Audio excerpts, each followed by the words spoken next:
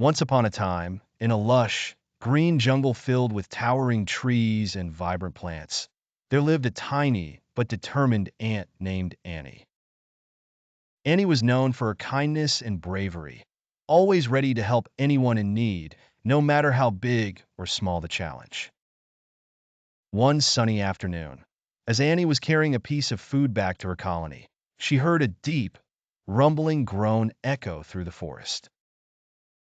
Curious, she followed the sound and soon found herself standing in front of a massive elephant lying on the ground.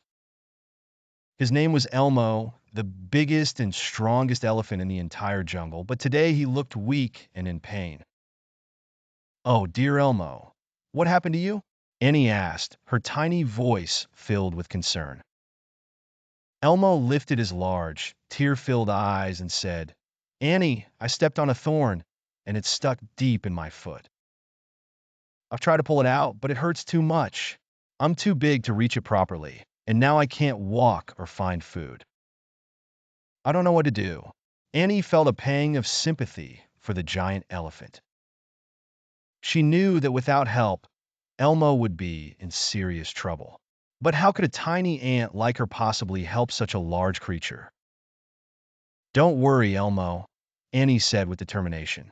"I may be small, but I'm going to help you. I'll bring my friends, and together, we'll take care of you until you're better." Annie raced back to her colony as fast as her little legs could carry her. She gathered a group of her closest friends, strong ants, wise ants, and even a few ants who knew a thing or two about medicine. "We have to help Elmo," Annie told them. "He's injured and needs our care. If we work together, we can make him well again." The ants agreed, and they all marched back to where Elmo was lying. When they arrived, they saw just how big the problem was.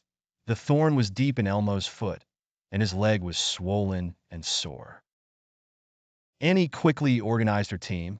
"We need to pull out the thorn, but it's too deep for one ant to handle. We'll need to work together and be very careful not to hurt Elmo more."